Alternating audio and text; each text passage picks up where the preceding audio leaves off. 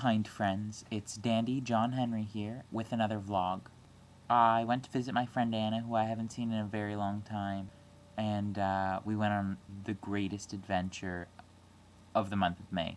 So the day started out really early for me, and I took a GO train to Toronto, and I had just been on a train ride all by myself, where I listened to Death Cab for Cutie's new album, Narrow Stairs, like 3 times, because it's so good.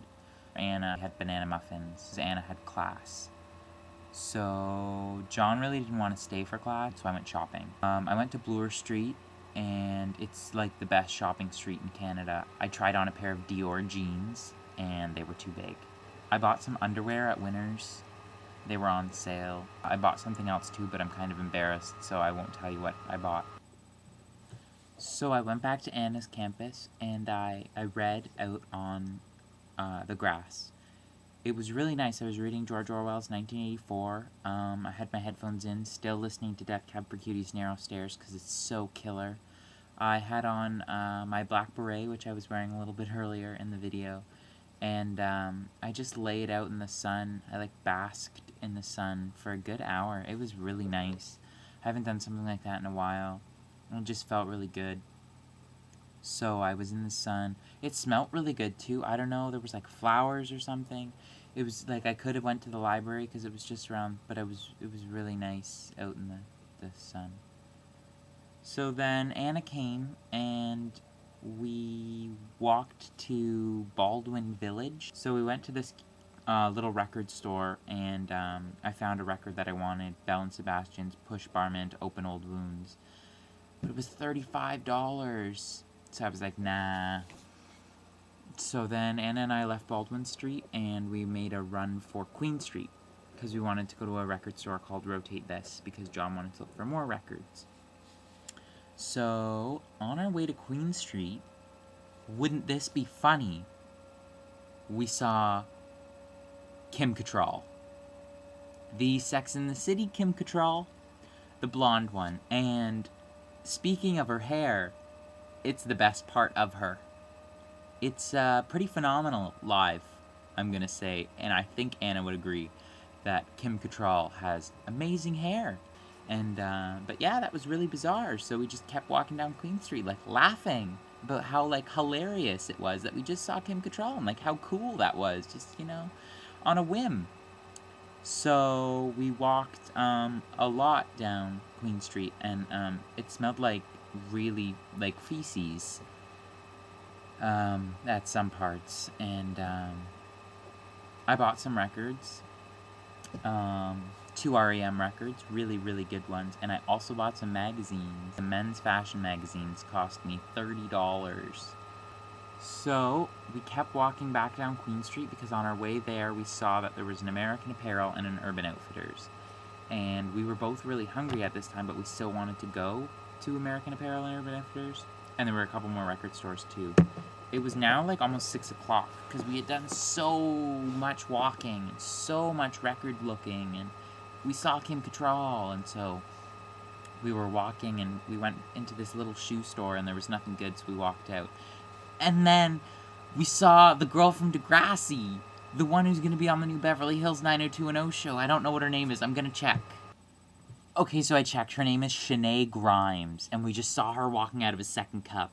And she was all she looked, and I looked right at her, and I was like, and I kind of smiled, and then she smiled and looked right at me, and then I walked right by her, I thought she was expecting me to, say, hey! But I just walked right by. She had a Chanel bag. And then we laughed, and then Anna didn't know who she was, and I had to explain it kind of loudly, and I think she might have heard me go, she's gonna be on the new 90210! And then I would really hate to be famous and have people talk about me right while I was around. We made our way into American Apparel, where John wanted to fulfill one of his summer goals, which was to buy turquoise pants at American Apparel. So we tried them on, and they fit, but they were so tight, so tight. So I decided against the turquoise pants just because they were awesome, but I don't know, I wasn't feeling it. So then I went to the cash out, because I had a raspberry shirt that I wanted, and the guy's like, oh, did you know that these shirts are 2 for $30? I had already given him my debit card at this point, and my wallet was sitting on the counter. And I had my bag with the expensive thing that I bought earlier, the $30 magazines, the brand new records, my whole life, really. I dropped the bags, left my wallet on the counter, and ran over to find another t-shirt. I found a gray one, but I totally didn't even realize that I left my whole life at the counter at American Apparel. So then, it gets better. So the aforementioned Urban Outfitters, Anna and I were like, hey, let's walk in. So we're walking by, and we walk through the front doors, and there's a woman on a cell phone. She looks like she's a greeter, so I kind of like smiled or whatever. So I walk inside, and I look around, and I see really thin headbands, and like high-waisted shorts, and knee socks, and skinny jeans, and ear spacers, and kids in waistcoats, and leg warmers. And I turn to Anna, and I'm like, what's with the hipster convention?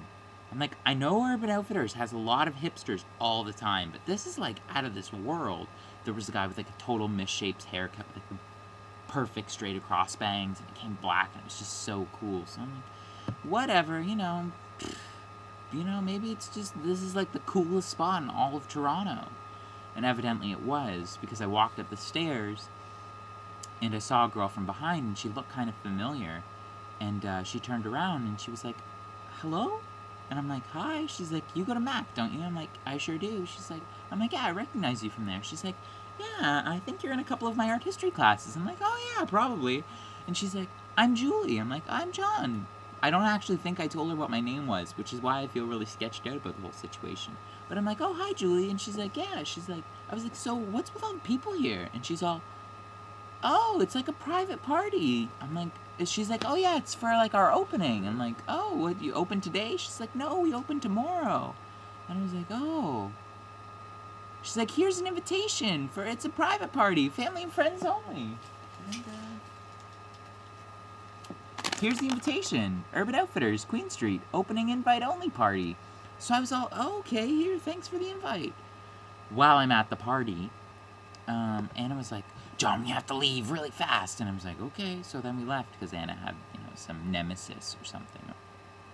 So we walked all the way back. It was a pretty long walk. Not like too long, but it was like a nice walk.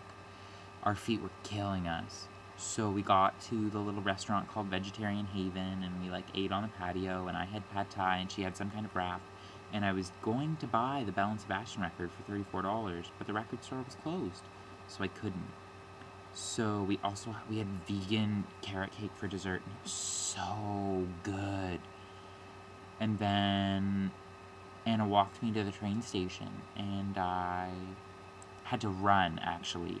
She walked, I ran to make sure that I could buy a ticket and get to the train on time, because when I went to buy my ticket, the gentleman said, you have 2 minutes to board the train.